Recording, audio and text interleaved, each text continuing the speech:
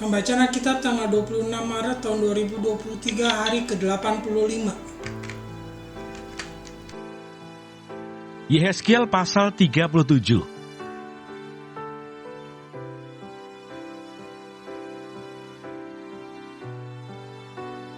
Kebangkitan Israel.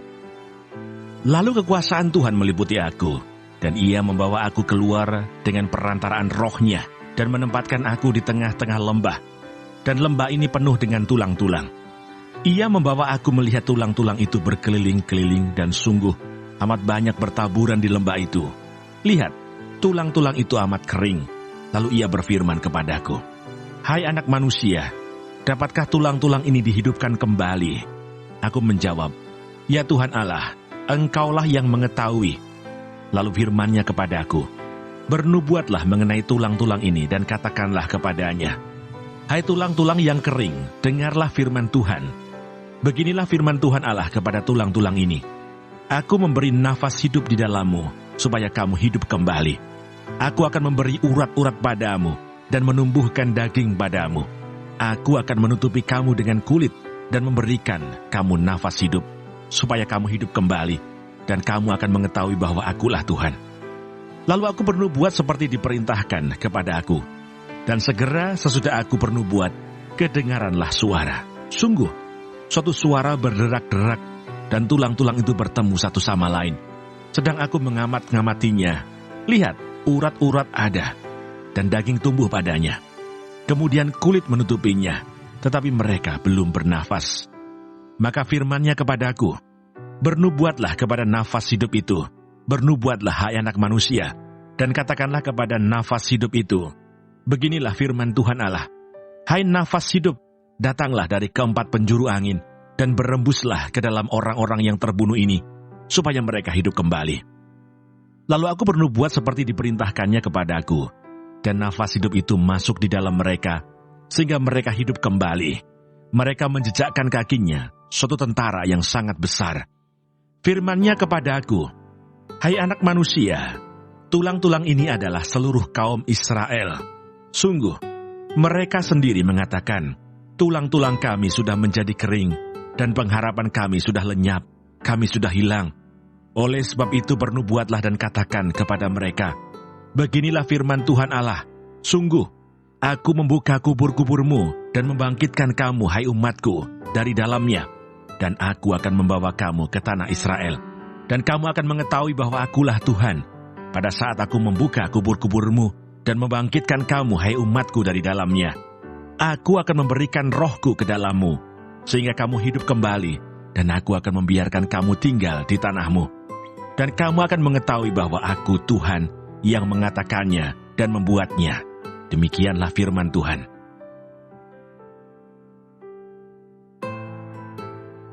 Mazmur 130.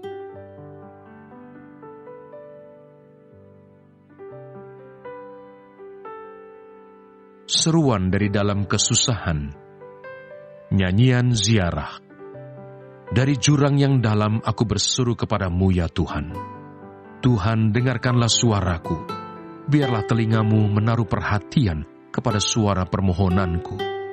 Jika Engkau, ya Tuhan, mengingat-ingat kesalahan Tuhan, siapakah yang dapat tahan? Tetapi padamu ada pengampunan supaya Engkau ditakuti orang. Aku menanti-nantikan Tuhan. Jiwaku menanti-nanti, dan aku mengharapkan firman-Nya. Jiwaku mengharapkan Tuhan, lebih daripada pengawal mengharapkan pagi. Lebih daripada pengawal mengharapkan pagi. Berharaplah kepada Tuhan, hai Israel, sebab pada Tuhan ada kasih setia, dan Ia banyak kali mengadakan pembebasan. Dialah yang akan membebaskan Israel dari segala kesalahannya.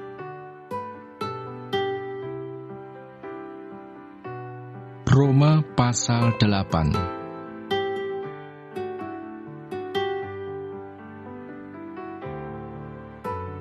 Karena keinginan daging adalah maut, tetapi keinginan roh adalah hidup dan damai sejahtera. Sebab keinginan daging adalah perseteruan terhadap Allah, karena ia tidak takluk kepada hukum Allah. Hal ini memang tidak mungkin baginya. Mereka yang hidup dalam daging tidak mungkin berkenan kepada Allah. tetapi kamu tidak hidup dalam daging, melainkan dalam roh. Jika memang roh Allah diam di dalam kamu. Tetapi jika orang tidak memiliki roh Kristus, ia bukan milik Kristus. Tetapi jika Kristus ada di dalam kamu, maka tubuh memang mati karena dosa, tetapi roh adalah kehidupan oleh karena kebenaran. Dan jika roh Dia yang telah membangkitkan Yesus dari antara orang mati diam di dalam kamu, maka Ia yang telah membangkitkan Kristus Yesus dari antara orang mati akan menghidupkan juga tubuhmu yang fana itu oleh roh-Nya yang diam di dalam kamu. Yohanes pasal 11.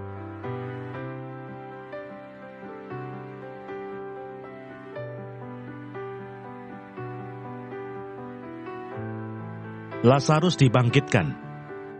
Ada seorang yang sedang sakit namanya Lazarus. Ia tinggal di Betania, kampung Maria dan adiknya Marta. Maria ialah perempuan yang pernah meminyaki kaki Tuhan dengan minyak mur dan menyekanya dengan rambutnya. Dan Lazarus yang sakit itu adalah saudaranya. Kedua perempuan itu mengirim kabar kepada Yesus, "Tuhan, dia yang Engkau kasihi sakit." Ketika Yesus mendengar kabar itu, ia berkata, "Penyakit itu tidak akan membawa kematian, tetapi akan menyatakan kemuliaan Allah. Sebab oleh penyakit itu anak Allah akan dimuliakan." Yesus memang mengasihi Marta dan kakaknya dan Lazarus. Namun setelah didengarnya bahwa Lazarus sakit, ia sengaja tinggal 2 hari lagi di tempat di mana ia berada. Tetapi sesudah itu ia berkata kepada murid-muridnya, "Mari kita kembali lagi ke Yudea." Murid-murid itu berkata kepadanya, "Rabi, baru-baru ini orang-orang Yahudi mencoba melempari Engkau. Masih maukah Engkau kembali ke sana?"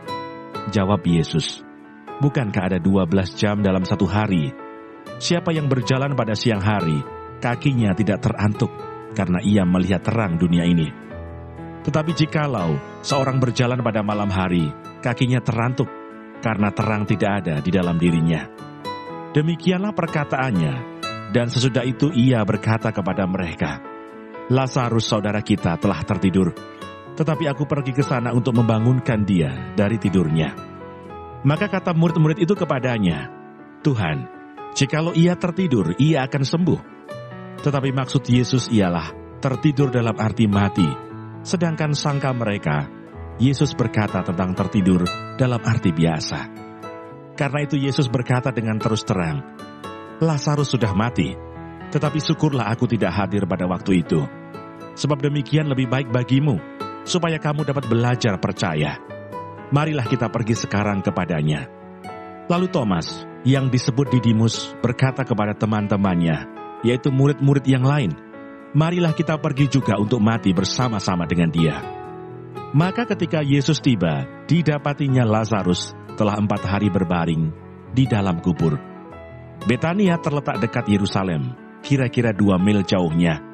Di situ banyak orang Yahudi telah datang kepada Marta dan Maria untuk menghibur mereka berhubung dengan kematian saudaranya.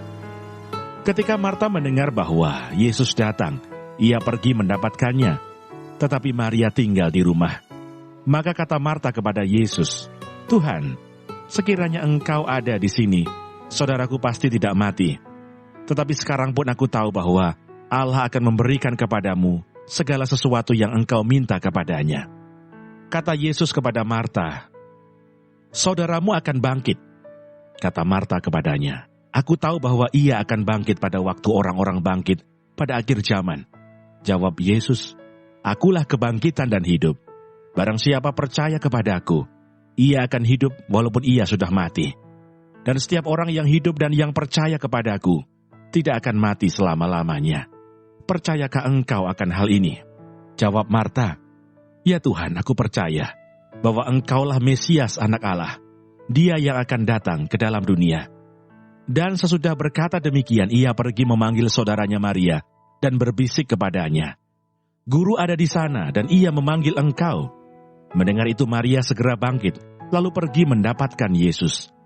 Tetapi waktu itu Yesus belum sampai ke dalam kampung itu.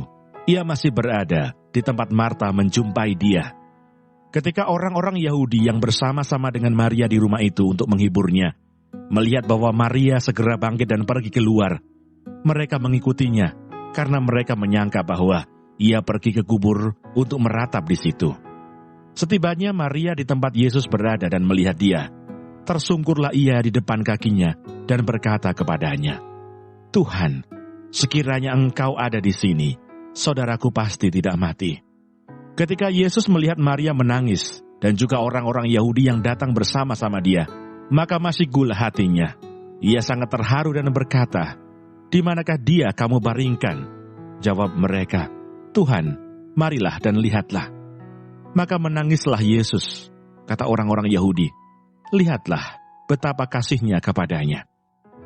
Tetapi beberapa orang di antaranya berkata, "Ia yang memelekkan mata orang buta, tidak sanggupkah ia bertindak sehingga orang ini tidak mati?"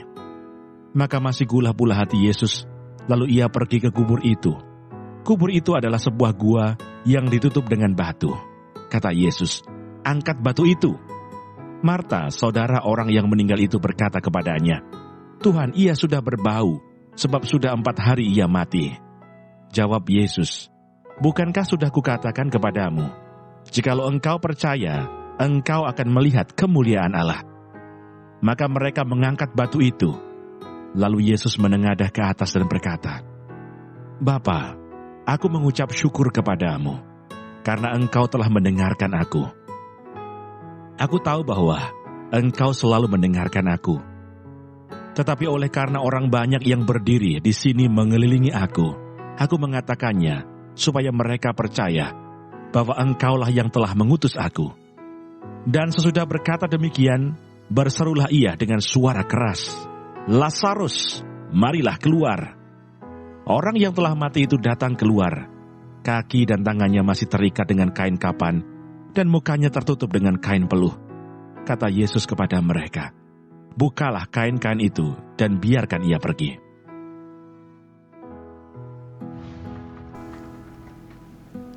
Terima kasih. Tuhan Yesus memberkati. Amin.